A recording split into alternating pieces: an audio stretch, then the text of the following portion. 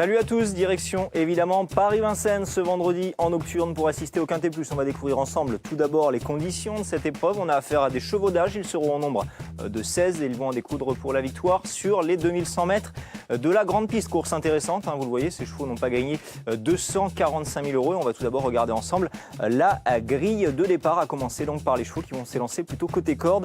En première ligne, ce sera le cas du numéro 1, Contrée l'Érable, qui sera donc déféré les antérieurs pour l'occasion. Costa au fort, le numéro 4, aura a priori pas mal de supporters. Elle reste sur toute une kyrielle de bonnes prestations, avec ici Casting de Chenu, le numéro 6 qui compte un record très intéressant sur le parcours qui nous intéresse. Clash Action qui retrouve Jean-Michel Bazir. Et puis on va désormais évoquer les concurrents qui vont s'élancer en deuxième ligne derrière les ailes de l'autostart, à commencer par Bikini qui vient simplement d'effectuer sa rentrée. Croix du Buisson, Kumba Kuki, deux juments qui semblent avoir une belle carte à jouer dans cette compétition malgré leur position en seconde ligne.